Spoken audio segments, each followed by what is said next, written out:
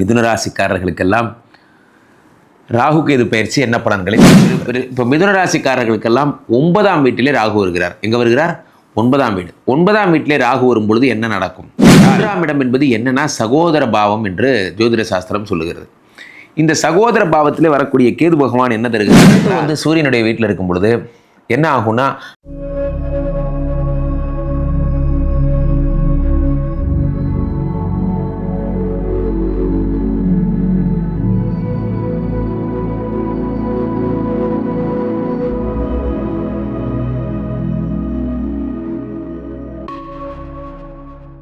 உலகெங்கிலும் இருக்கும் ஆன்மீக பரிகார நேயர்கள் அனைவருக்கும் வணக்கம். நான் உங்கள் ராம்ஜி.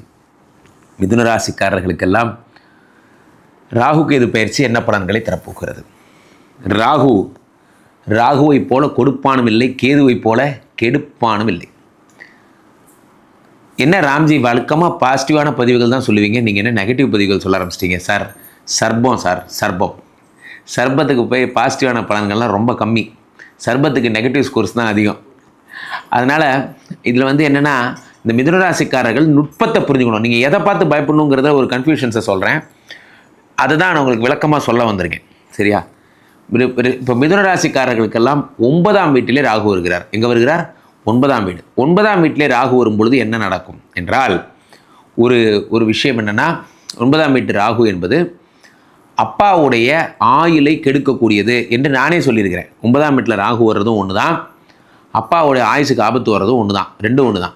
காரணம், 9ஆம் இடத்து ராகு என்பது 9ங்கிறது பித்ருஸ்தானம், அந்த இடத்துல ராகு வரக்கூடாது. ரைட், இது மட்டும்தான் நம்ம புரிஞ்சிட்டு இருந்திருப்போம். ஆனால் ஒன்று, இந்த 9ஆம் இடத்து ராகு தான் யார்? சனி தான். 9க்குடைய சனி தான் உங்களுக்கு 8க்குடைய கும்பத்துக்கு அதிபதியாகவும் இருக்கிறார். 8க்குடைய கும்பத்திற்கு அதிபதியாகவும் இருக்கார். அப்போ ஒவ்வொரு ராசிக்காரங்களுக்கும் 2 பலன் வருமா சார்? ஆமாம், வரும். என்பதால் 8க்குடையவராகவும் இருக்கிறார். ஸோ 8க்குடைய சனியாகவும் இருக்கிறார். அப்போ 8க்குடையர் என்பது ஆக்சிடென்டல் பீரியடு, அசையா சொத்துக்களை அடமானம் வைக்கிறது.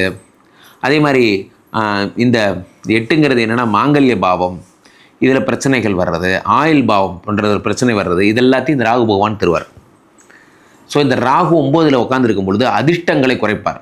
இது வரைக்கும் நான் சிக்கனவே இல்லை, ஏதோ ஒன்று பண்ணுறீங்க, இது வரைக்கும் எனக்கு கரெக்டாக இதுலேயும் டேக்ஸ் கட்டாமல் ஐடி கட்டாமல் ஓட்டிட்டீங்க, இனிமேல் கண்டிப்பாக மாட்டிப்பீங்க. காரணம் என்னென்னா, ராகு 9ல் வரும்பொழுது அதிர்ஷ்டத்தை, இந்த ஃப்ளூக்கில் ஓடுது வண்டி, இது வரைக்கும் நான் வந்து எதுவும் மாட்டலை, இனிமேல் மாட்டிப்பீங்க. காரணம் என்ன அப்படின்னா, 9ஆம் வீட்டு ராகு வந்து என்ன பண்ணுவார்னா, ஐடி கட்டாதவங்க, ஜிஎஸ்டி கட்டாதவங்க, இதெல்லாம் கரெக்டாக டேக்ஸ்லாம் கரெக்டாக பே பண்ணிடுங்க. உங்களுக்கு தான் சொல்கிறேன். அதாவது நிலுவைத் தொகைகள் வச்சுருக்கீங்க, இஎம்ஐ கட்டவே இல்லை, இது வரைக்கும் ப்ராப்ளம் இல்லை, பேங்க்லேருந்து ஃபோனே வரல, இனிமேல் வந்துடும். நீங்கள் எதையாவது தெரிஞ்சே நீங்கள் மிச்சம் வச்சுருக்கீங்க, நீங்கள் கட்ட வேண்டிய சட்டப்படி, அதை நான் சொல்லுறது சட்டப்படி நீங்கள் பண்ண வேண்டிய ஏதோ ஒரு ஆக்டிவிட்டி நீங்கள் பண்ணாமல் இருக்கீங்கன்னு வச்சுக்கோங்களேன், அதை நீங்கள் பண்ணிவிடுங்க, பண்ணுறது உங்களுக்கு நல்லது. அடுத்ததாக 3ஆம் இடத்து கேது, இங்கே தான் நீங்கள் ரொம்ப ஜாக்கிரதையாக கவனிக்கணும். 3ஆம் இடம் என்பது என்னென்னா சகோதர பாவம் என்று ஜோதிட சாஸ்திரம் சொல்லுகிறது. இந்த சகோதர பாவத்திலே வரக்கூடிய கேது பகவான் என்ன தருகிறார் என்றால், சகோதர பாவத்தை பிராபலத்தை உண்டு பண்ணுகிறார். 3ஆம் இடம் என்பது முயற்சியிலே கேது பகவான் வரும் பொழுது முயற்சியை அதிகம் பண்ணுவார், எல்லாம் பண்ணுவார். ஆனால் 3ஆம் இடம் என்பது சூரியனுடைய இடம், உறவுகளை பாதிப்பவர் கேது என்பதால் 3ஆம் இடத்துக்கு அதிபதியாகப்பட்ட நம்மளுடைய 3ஆம் இடத்துக்கு வந்து பாவகமாகப்பட்ட சகோதர பாவத்திலே பிரச்சனைகளை தருவார் இந்த கேது. சூரியன் வீட்டிலே அமர்ந்திருக்கிற கேதுங்கிறதுனால மேட்ச் இல்லாமல் போயிட்டுருக்கு.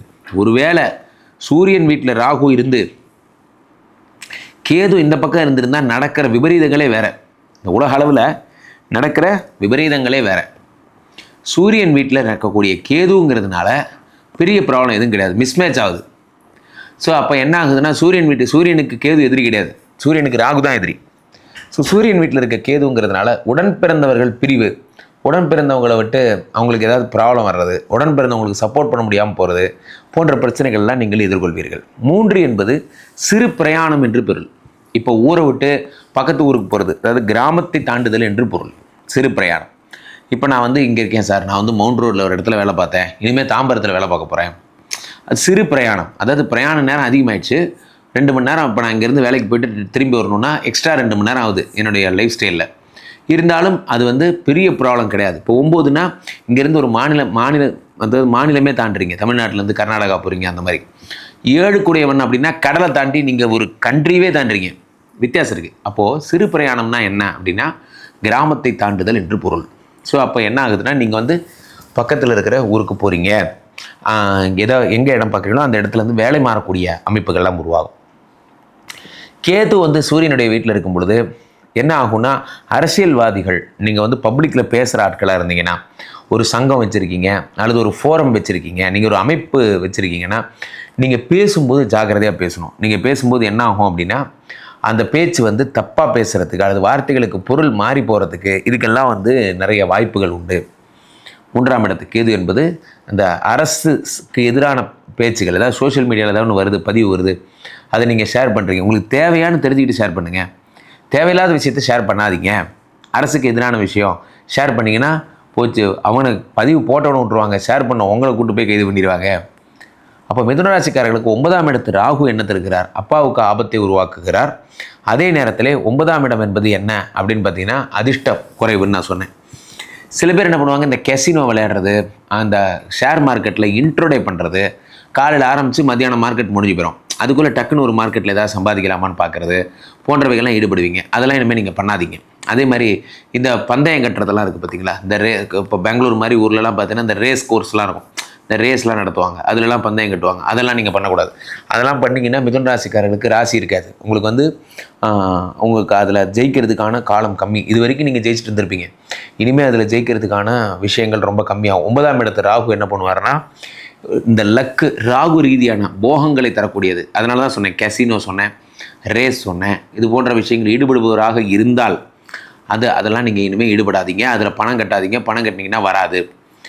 அதே மாதிரி வந்து சில பேர் என்ன பண்ணுவீங்கன்னா இந்த கை மாற்றி விடுறது, இவர்கிட்ட ஒரு ஒரு ஒரு விஷயம் இருக்குது, ஒரு பொருள் இருக்குது, இவர் ஒரு பொருள் வாங்குறார், லீகலாகவே வாங்குறார், இவர் 2 பேருக்கும் நடுவில் இருக்கிற மீடியேட்டர் நீங்கள், இவர்கிட்ட வாங்கி இவர்கிட்ட அந்த பொருளை கொடுக்குறீங்க, ஒப்படைக்கிறீங்க, அதுக்கு ஒரு கமிஷன் வாங்கிக்கிறீங்க அப்படின்னா அதெல்லாம் ரொம்ப ஜாக்கிரதையாக இருக்கணும். அந்த கமிஷன்லாம் குறையிறதுக்கான வாய்ப்புகள் ரொம்ப அதிகமாக இருக்கும்.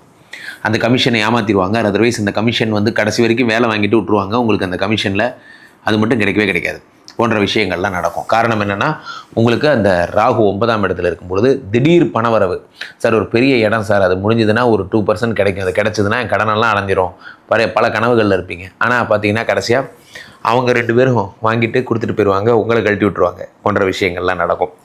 3ஆம் இடத்து கேது என்பது என்னென்னா ஒரு முயக்கங்களில் ஒரு இன்ட்ரெஸ்டே இல்லாத அளவுக்கு உங்களை அனிமிக் மாதிரி அல்லது வந்து உங்களை என்ன சொல்லுது தளர்ச்சியை கொடுத்துருவார், நரம்பு தளர்ச்சி போன்ற விஷயங்கள்லாம் கொடுத்துருவார். அதனால் ரொம்ப ஜாக்கிரதையாக இருக்கணும். அதனால் இந்த ராகு கேது பயிற்சி உங்களுக்கு இந்த மாதிரியான ப்ராப்ளம்ஸ் தான் கொடுக்கும். கீழே போய்ட்டு இருக்க இந்த 2 நம்பரை கூப்பிடுங்க, உங்களுடைய சொந்த ஜாதகத்தை பார்த்து கொள்ளுங்கள். உலக புகழ் வாய்ந்த நமது ஸ்ரீமடம் மலேசியாவிலும் இப்பொழுது பெனாங் நகரிலே ஸ்ரீமடம் மலேசியா உருவாகி இருக்கிறது. வாரம் கிளாங் நகருக்கு வருகிறேன். மலேசியாவில் இருப்பவர்கள் நேரடியாக பாருங்கள், பதிவுகளை புக் பண்ணிக்கோங்க, டைரக்ட் கன்சல்டேஷன் செய்கிறேன். மீண்டும் ஒரு நல்ல பதிவில் சந்திப்போம். நன்றி, வணக்கம்.